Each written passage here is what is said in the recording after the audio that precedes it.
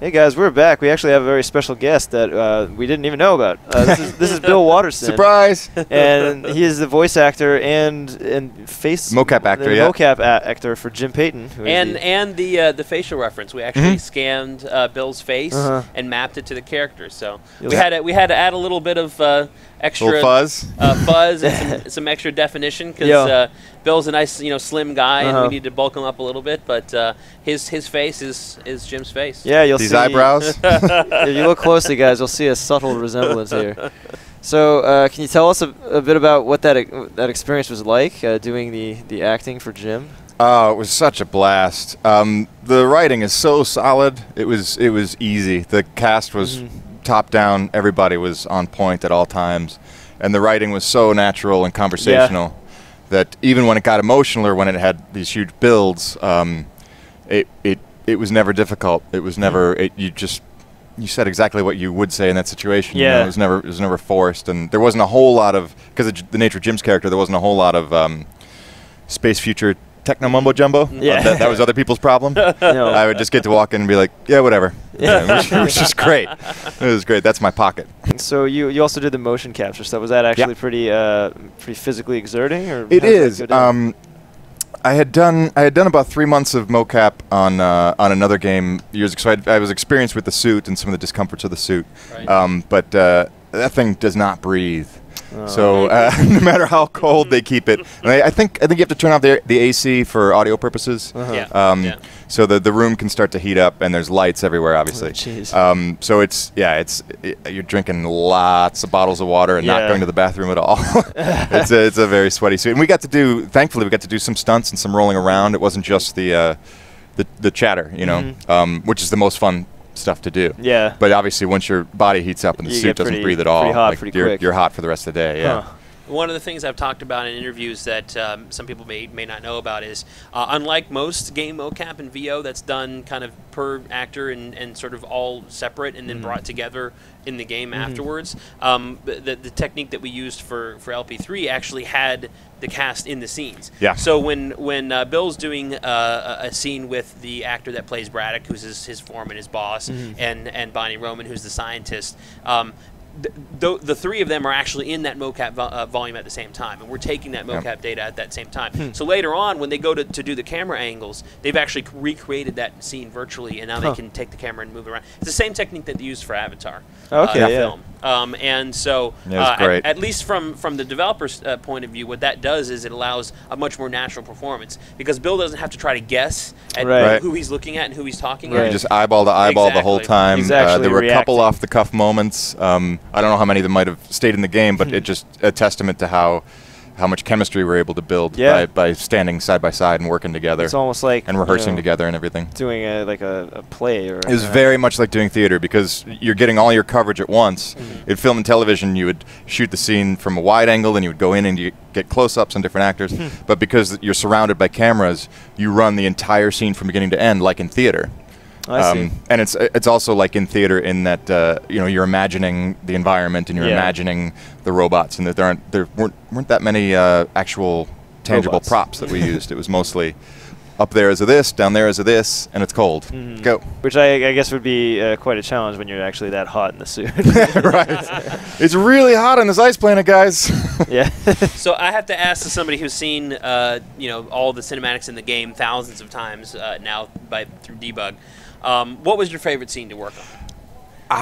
Great question. Within the confines of what we've shown so far, we want to give away the ending of the game. Of course, there are some scenes. There are some very powerful scenes that we're not at liberty to discuss. But I love working with Gale. That is it was such a well-written dynamic. It's so fun, and Daniel and I had a rapport right away. And it was similar to the rapport of the characters, where he's super enthusiastic, and I'm like, yeah, whatever, kid. Yeah. That was our actual dynamic. So it was really fun. And he's a great actor too. He's just so enthusiastic. Yeah. Yeah, a lot of those Gale scenes are some of my favorite scenes in the game. Yeah, just like he's got such great dialogue, and that's the other thing about the dialogue. It's not that it's just human and the way people talk, but everybody had an individual voice. You could hear it in your head when you read it before even meeting the other actors. everyone had a personality in every line, and it was consistent. And then when you see those changes over the time of the game in the characters, they're earned. I just thought it was just fantastic writing. Such a lucky thing to be a part of. Some of those Gale scenes had some really great comedic timing. Yeah. Like at the end of the introduction scene when you and Gale are talking, and basically he's trying to convince you that the rig is okay, and you shake hands on it, and at the end you have a pause, and you're like, "Let go of my hand." He's like, "Okay." Yeah. I don't think that was an ad lib, but it almost felt like it was. That one was actually. It was. Yeah. All right. Well, there you go. I mean, there's a perfect example of how often in games, and I can say this from personal experience, how often in games do you see something that was a product of that particular instant in time? Right. Where everything that rather we than do being is, constructed. Exactly. Everything we do is so planned. Okay, we've written the script. We've pre-laid out all the scenes that we need for motion capture. It's all based on basically these shot lists. Yeah. And being able to go in, and because of the technique we used, and because we had two actors that were capturing all of their motions and the VO at the same time. Yeah. That was another thing we did. Is we were a lot of times in games, even to this day, what they do is they'll go in and record. They'll do all the motion capture. They'll do all the scenes, and then they'll go in and do the VO separate. Right. Yeah, I've Just seen with that the guy before. sitting in the And the shrugs don't come at a natural moment. The body language just doesn't match up with the tone of the delivery when you do that. Whereas this was 360. You're getting very natural performances here. We actually had an awesome preview come out from VG 24/7 where they're talking about just how natural this is compared to like most games out there, and just how even just like little things like the banter of characters that you pass by in the Nevik base. I love Crazy Neil. Really good. Crazy If I could be anybody but Jim, it would be Crazy Neil. Oh, I love that character. I was in Sydney about a month ago, and has he got a fan base already? He's got a fan base already. Crazy Neil, of course. They gave us a hard time for the fake Australian accent, right? But they'll. That's part of his craziness. That's part of his craziness. Who knows if he's actually Australian? He might just pretend to be Australian. But that's another good point, which is Jim's very much like a grain-fed Kansas country boy, so to speak, or Ohio, or Ohio. Maybe he's from Ohio. I think his official character bio is he's from Kansas. In the future. Fair enough. But we've got a huge, kind of multicultural and multi-ethnic characters. That was another thing that was really important for the team. Was we wanted it to feel like an actual international expedition, not just. And it totally does right off the bat. Yeah. Another question I had is how much of Jim is you versus the character? I mean, how much of yourself did you kind of bring it? Because you're just observations. Your natural speaking voice sounds very much like the way he talks in the game. So I was just curious, kind of what the ratio is there. Yeah, that again with just a great match with the writing. I use a lot of those phrases. I use a lot of those sort of cornpone mannerisms, but in sort of like a not dismissive, but in kind of a tough guy way. Right. That is very similar to how I speak or how I like to speak or how the characters I like speak. So it's it's like it's almost like music. Like if I play bass also. So there's some bands where I'm like, this is exactly the kind of bass I play. Right. Super easy. And then in a funk band I'm like, ooh. So Jim was very much that. It was very easy to be conversational right off the bat. From that first monologue. I think it was a self-tape monologue at the very early beginning of the project. Was that 3.5 years ago? Yeah. As soon as I read the script, I thought, oh, this will be easy. Sometimes you read it and you're like, I got to get to work. I have to break this down. I have to construct this and that. But with that, it was just so conversational and in my voice that I felt.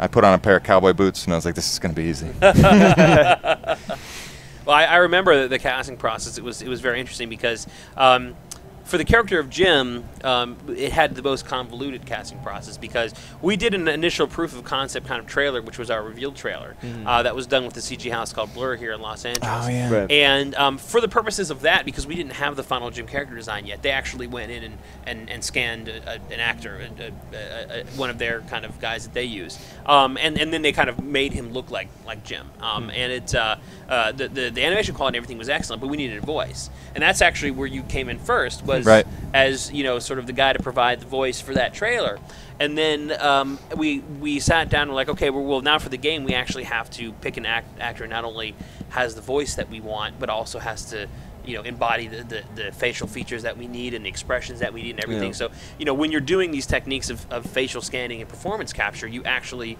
have to cast not only for the voice like you might for a traditional game, but also for the physical appearance as well. So we threw out the net again and said, okay, well, let's get all these actors in, let's get all these reels in and look at it. And it was one of those great examples of what we wanted was under our nose the whole time. Yeah. It wasn't until we went in and looked at all the other potential candidates that we realized that the guy who did the voice on a couple of lines for that first trailer was actually that was our guy. That was our voice. And I think I'd had a full beard at the time too when I came back into Spark just by chance. It was very cold to read the monologue again. I had the monster Jim beard just by chance.